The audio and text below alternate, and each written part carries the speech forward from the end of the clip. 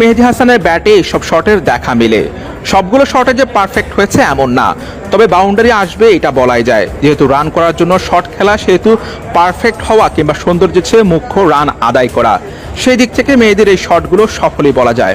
কোনোটা চার, কোনোটা আবার ছক্কা হয়েছে, কোনোটা আবার ডাবল কিংবা সিঙ্গেল। প্রচণ্ড গরমের কারণে শনিবার বাংলাদেশ দলের সব ক্রিকেটার অনুশীলনে আসেননি। যে কয়জন এসেছেন তারাও খুব বেশি প্র্যাকটিস করেননি। তবে ব্যতিক্রম ছিল শেখ মেহেদী। ব্যাটিং কোচ ডেভিড হ্যাম্পের অধীনে নেট বোলারদের বলে ব্যাটিং সেশন করেছেন। শুরু থেকেই আক্রমণাত্মক ব্যাটিং করতে দেখা যায় তাকে। মাঠের চারিদিকে শট খেলার চেষ্টা করেছেন। লেগ স্টাম্পের বাইরের একটা বল ফুল পিচ ছিল। দারুণ এক ফ্লিক শট খেলেন। ব্যাটে লেগে বুলেট গতিতে বল ছুটে। এই শট খেলার জন্য বলটা যেমন আদর্শ, তেমনি টাইমিংটাও হয়েছে দারুণ। পরের বলটা হালকা বাউন্স ছিল, গতিও কম।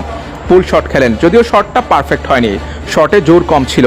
এরপর ডাউন দ্য উইকেটে এসে আবার খেললেন কাভার ড্রাইভ। পুল শটটা মন মতো না হলেও এক্সপ্রেশন দেখে মনে হলো কাভার ড্রাইভে সন্তুষ্ট মেহেদী।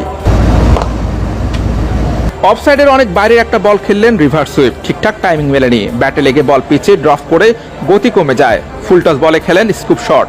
বল চয়েস এবং ডেলিভারি হয়েছে successful. Lofted cover drive. Down the উইকেটে এসে লফটেড ড্রাইভে বল পাঠিয়েছেন বাউন্ডারির বাইরে। শেখ মেহেদী অফ স্পিন অলরাউন্ডার।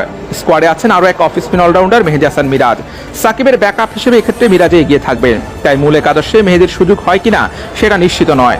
তবে এদের দুজনের মধ্যে যে কোনো একজনই খেলবেন বলে জানিয়েছিলেন টাইগার ক্যাপ্টেন শান্ত।